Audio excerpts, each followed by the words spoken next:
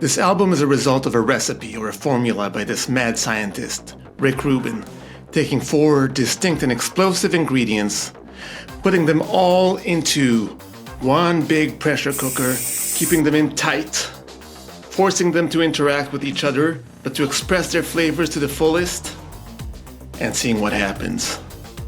These 4 ingredients, of course: a drop of blood, a whiff of sex, a spoonful of sugar, and a pinch of magic.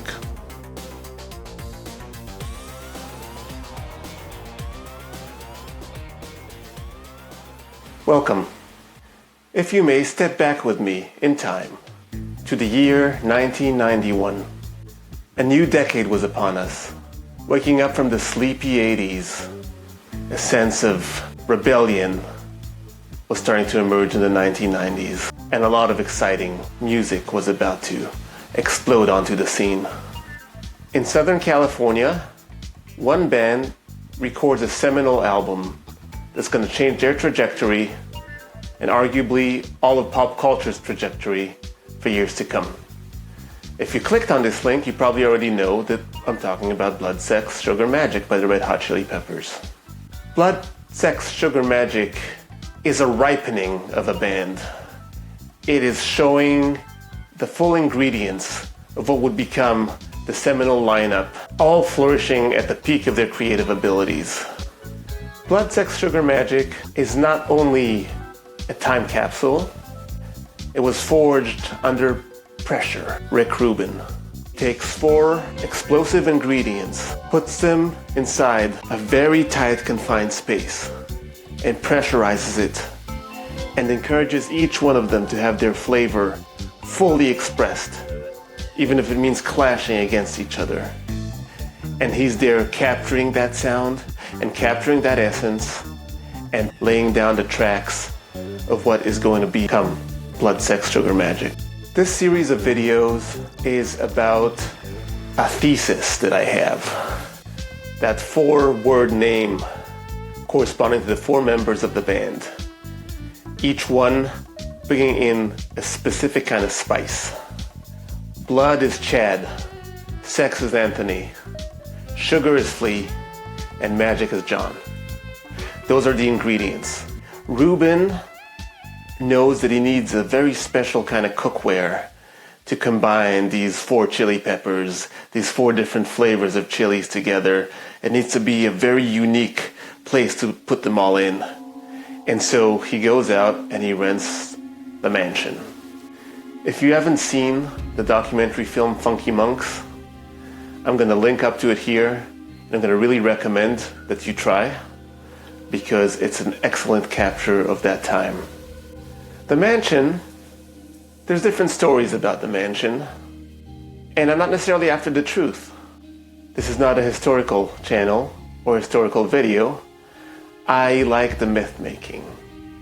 And one of the myths is that it used to belong to Harry Houdini at the end of his life, trying to escape the chains of his own misery. Another one was that it was definitely haunted. Haunted by spirits of creativity from generations to come. I would like to think that Rick, as the psychic, sensed that this was the right place to set up shop, to build a recording studio, and to require the members to stay in there, like a dormitory, like it is an ancient monastery. Funky monks, they're all monks, they're all living inside that monastery, away, if just for a couple of weeks, from the life of excess, girls and drugs and rock and roll, and just be kind of stuck with each other and their instruments and their music. Something really magical happens with Blood, Sex, Sugar Magik. It's not the first album that this lineup does together. There's Mother's Milk before that. But I'd like to argue that the whole difference and why Blood, Sex, Sugar Magik has become such a classic album is because of Rubin's influence. This Buddhist thinking person whose whole purpose in life, I think back then and still till this day, is to let artists be themselves, express themselves in the fullest way, not hide behind anything else, not try to be something else. And he's going to dig that out of you, and you're going to create something that's more authentic. This was the promise, at least. Inside the confines of this space, it's suffocating. I want you to come in with me to this claustrophobic cave with these 4 young men and this wise beyond his years guru laying down their souls and laying down their tracks.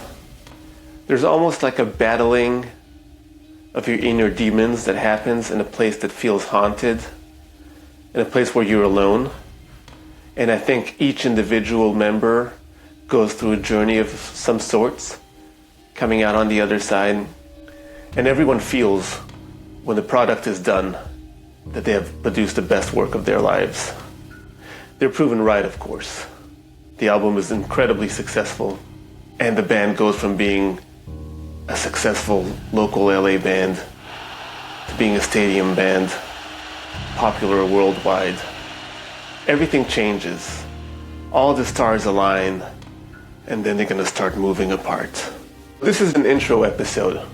It sets the mood, and we're going to jump right back in next time with Blood. So subscribe so you don't miss that. Like the video, and I'm excited to see you there next time. Adios.